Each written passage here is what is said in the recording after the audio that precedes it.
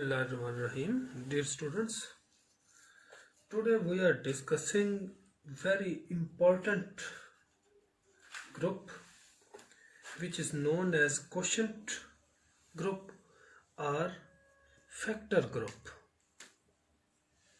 Question group और factor group. तो इसको पहले मैं डिफाइन करता हूँ, उसके बाद इसको हम एक्सप्लेन करेंगे कि late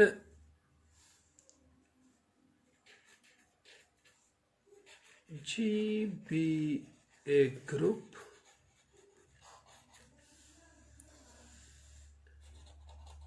and H be its normal subgroup.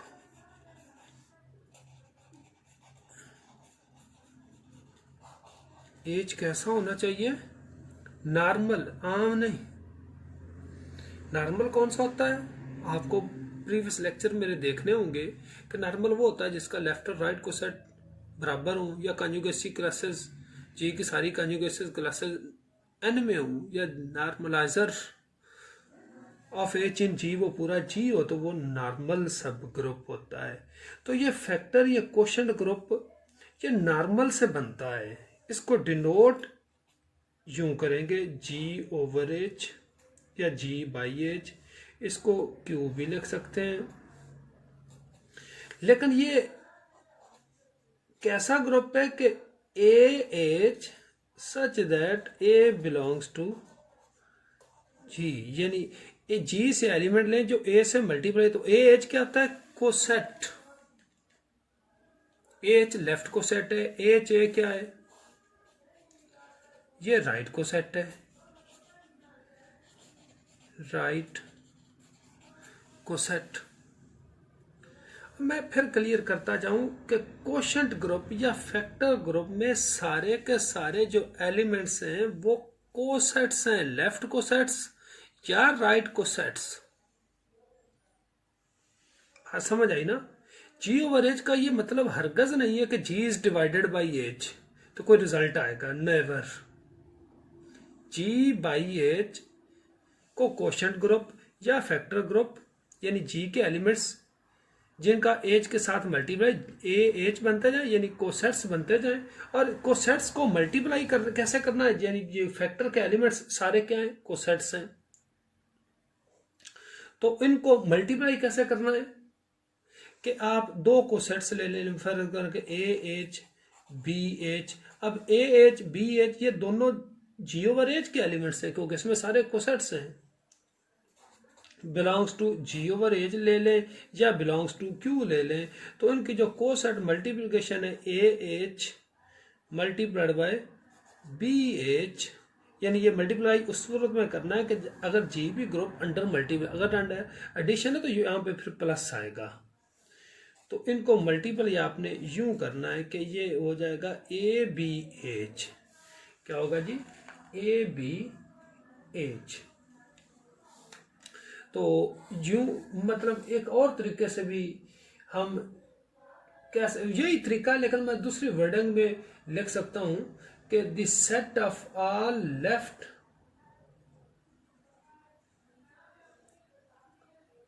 Cosets form a group, the set of all left या right cosets forms a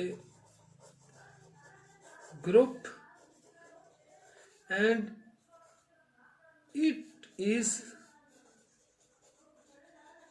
known as factor group या quotient group।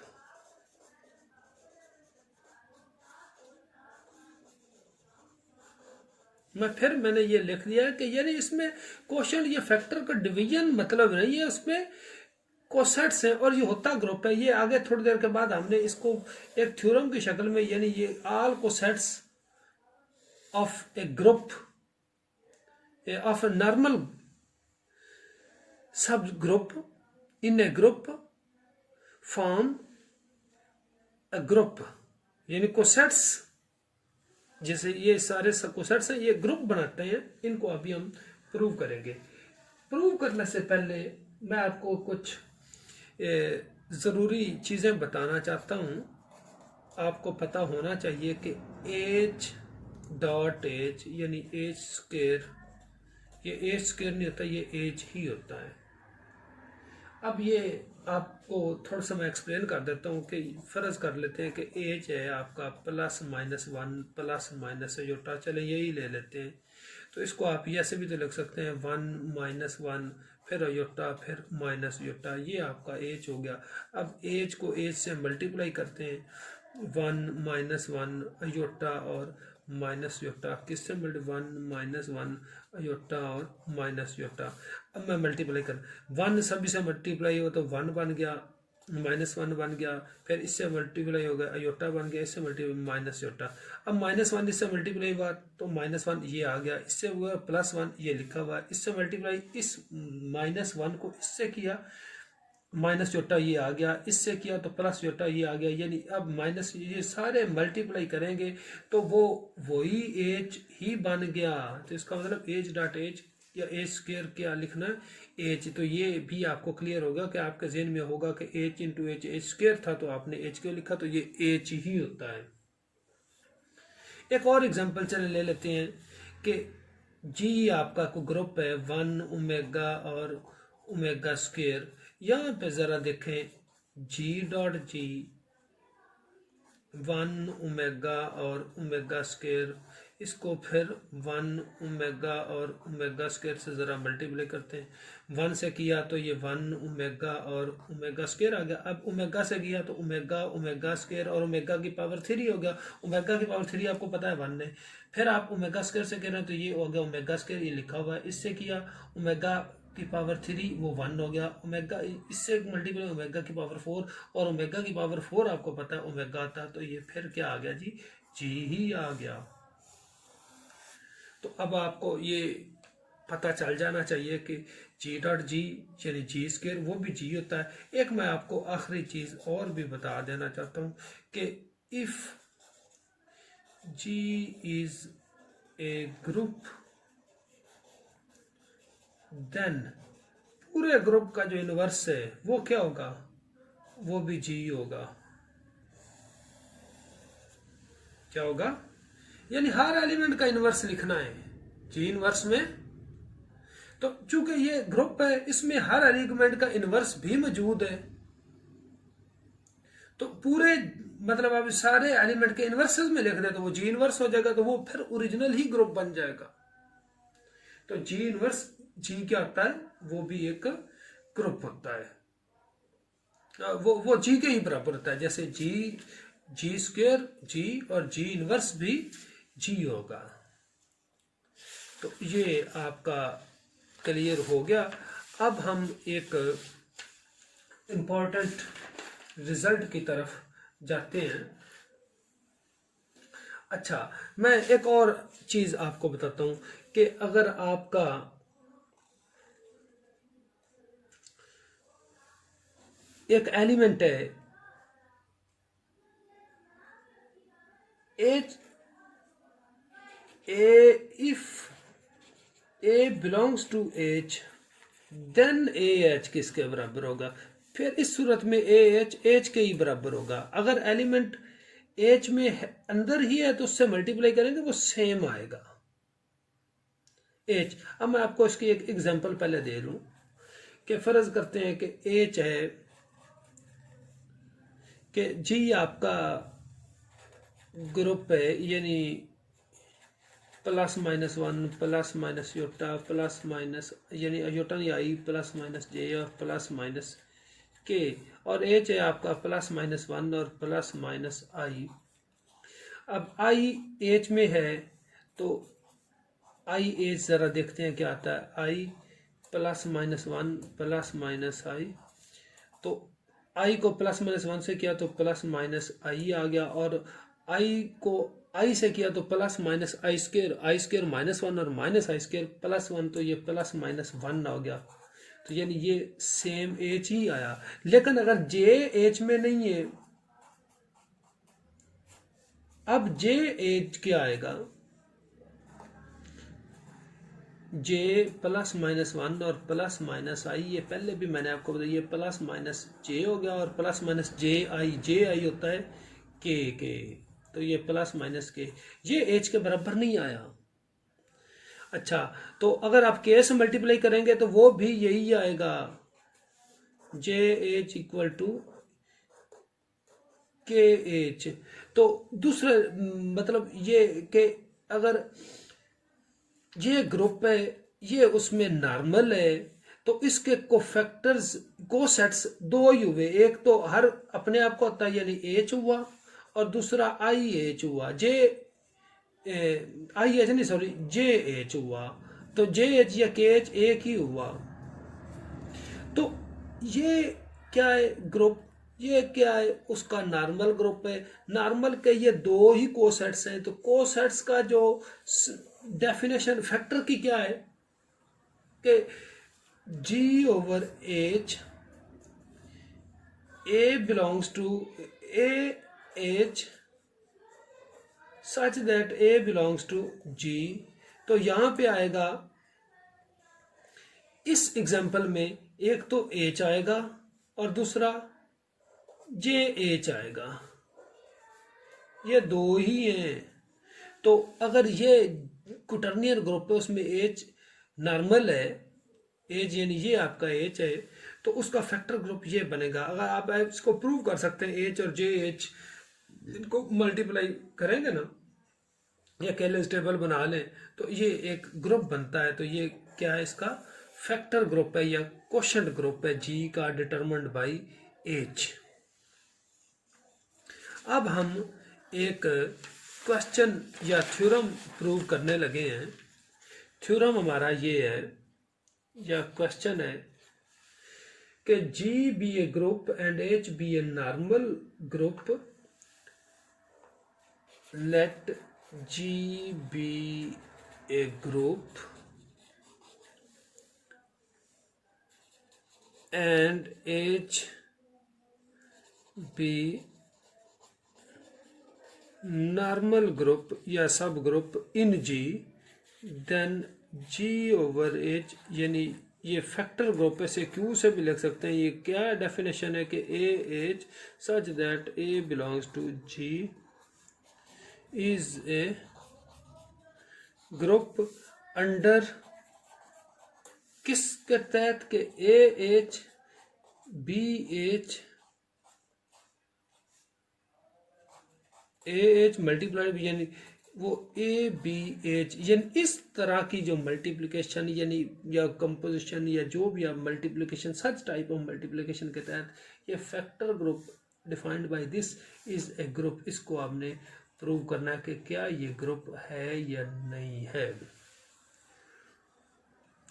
तो ऑब्वियसली कि ये आपका क्वोशंट ग्रुप है, यहाँ से आप दो एलिमेंट्स लें, चारों प्रॉपर्टीज हमने प्रूव करने के A H B H belongs to, आप क्यू भी लिख सकते हैं, belongs to G over H भी लिख सकते हैं। अब पहले नंबर पे ये देखना कि ये क्लोजर है कि नहीं है। तो अब हम चेक करते हैं कि ए H multiplied by B H क्या रिजल्ट आता है, देखते हैं जी। अच्छा, ए एच के एलिमेंट्स किसके form, A H such that H belongs to H, A H coset है, इसके elements A small H where H belongs to H, capital A H और कैपिटल बी एच वो इसके elements हैं factor के, A capital H यानी all cosets और एक कोसेट, ये एक ए एच एक कोसेट है। कोसेट के एलिमेंट्स आप पहले डेफिनेशन देखें तो वो इस फॉर्म में है। तो ए एच बी एच, तो ए एच को आप ए एच के अंदर एलिमेंट्स ए एच इस तरह के हैं और बी एच ये कोसेट है, इसमें बी एच और आप यूं लिख सकते हैं। अच्छा जी, अब कोफैक्टर की मल्टीप्लिकेशन क्या है कि ए एच बी एच, तो ए बी यानी जो कोसेट्स नॉर्मल ग्रुप के साथ ए और बी मल्टी वो पहले और एच बाद में, ये ए एच और बी एच है, ये दोनों कैसे आ जाएंगे, ये एच डैश कर लेते हैं, क्या कर लेते हैं जी, ए का ए एच और बी का बी एच डैश। तो जैसे ये मतलब पहले और एच बाद में, अब ये A H B H dash हो जाएगा इसके तहत अंडर दिस मल्टीप्लिकेशन, और एच एच ये बन जाएगा जी आपका एच बन जाएगा। अब जो एच बी है, ये एच बी, ये आप इसे बी एच वन लिख सकते हैं for some H one belongs to H, कि एच वन में कोई ऐसा एलिमेंट है कि जिसमें एच बी बी एच के बराबर है। क्यों बराबर है? क्योंकि एच नॉर्मल भी तो है, नॉर्मल में एच बी बी एच वो सारे के कॉन्जुगेसी क्लासेस भी होती हैं, तो इसलिए H B B H one के बराबर हुआ। तो आप इस एच बी की जगह क्या लिख सकते हैं, ए एच बी की जगह बी एच वन और ये एच डैश और ये हो गया जी एच। अब एच वन एच डैश ये कोई नया एलिमेंट होगा, इसे आप एच थ्री चले कह ले, तो एच क्या है, ये सब ग्रुप है, नॉर्मल है, तो हर जो ग्रुप है वो क्लोज होता है, तो एच वन और एच डैश एच में है, तो उनका जो प्रोडक्ट है वो एच थ्री, ये भी तो फिर एच में ही हुआ ना। तो इसे आप A B H one H dash H, तो जो एलिमेंट जैसे मैंने पहले आपको बताया था कि अगर अगर ए एच में है तो उसका ए एच हो जाएगा। अब ये एच वन एच डैश ये नया एलिमेंट एच थ्री है, ये एच के अंदर है, तो इसको जब एच से मल्टीप्लाई करेंगे तो ये एच ही बन जाएगा। जैसे मैंने आपको एग्जाम्पल में बताया था कि ये जरा आप देखें कि अयोटा अगर एच में है तो अयोटा एच एच ही आया। ये एग्जाम्पल आप जरा जेन में लेके आए, तो इस तरह ये H one H dash H में है, तो उनको साथ जब एच से मल्टीप्लाई वो एच में ही ये एच ही बन जाएगा, H one H dash multiplied by H equal to H हो जाएगा। तो अब ये आपने क्या साबित किया कि ए H into B H equal to A B H, तो ये ए बी एच ये किस में आया, जी ओवर एच में आया। इसका मतलब ये हुआ कि G over H is closed under this multiplication. अब बाकी तीन प्रॉपर्टी क्लोजर के बाद एसोसिएटिव को अब हम देखते हैं कि फिर एसोसिएटिव के लिए हमें तीन एलिमेंट्स यहाँ से लेने पड़ेंगे। एक हम ले लेते हैं कि ए एच, दूसरा हम ले लेते हैं बी एच, और तीसरा हम ले लेते हैं C H belongs to G over H या क्यू से लिए। अब कंसीडर कर लेते हैं कि ए H multiplied by B H multiplied by C H, तो ये ए एच बी एच पहले इन दोनों को मल्टीप्लाई करना है, तो ए एच बी एच आपको पता है ए बी एच बन गया,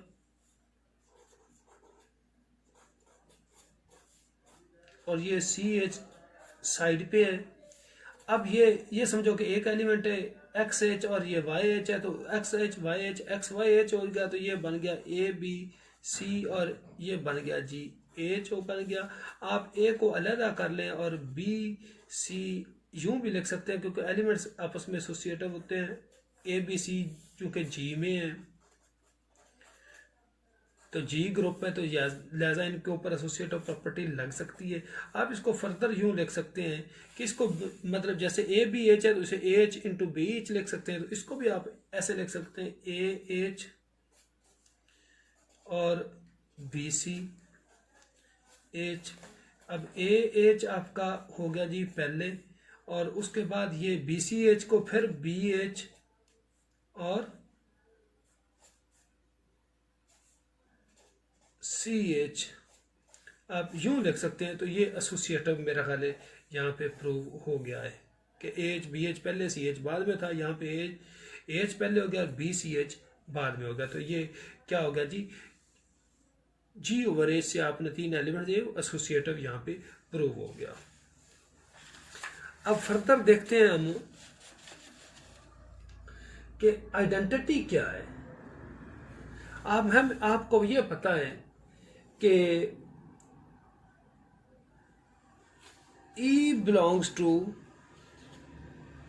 G और जो EH है वो H के बराबर है। तो H या EH is the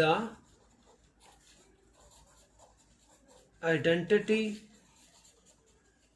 element in G over H। कैसे कि लेट AH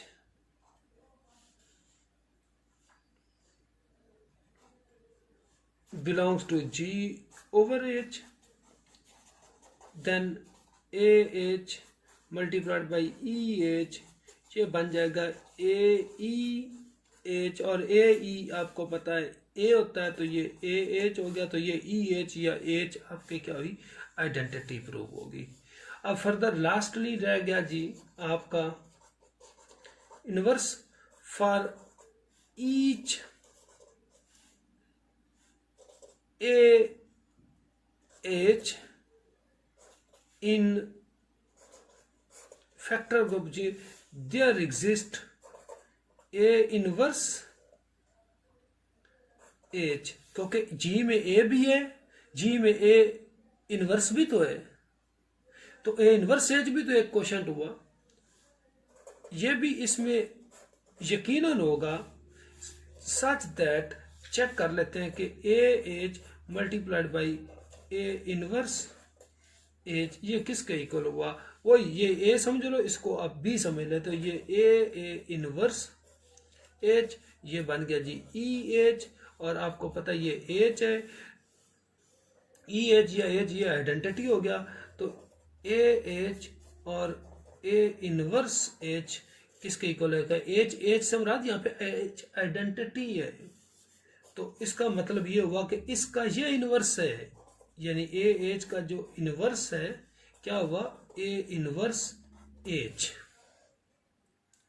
ये आपने ये जरा ज़हन में रखें, AH इनवर्स का इनवर्स A इनवर्स H हो गया जी। तो चारों प्रॉपर्टीज ग्रुप की प्रूव हो चुकी है। तो यहां से क्या साबित हुआ कि G over H equal to Q quotient, Q for quotient, G over H quotient भी कह सकते हैं, फैक्टर ग्रुप है। ये कैसे डिफाइंड है, AH such that A where A belongs to G is a group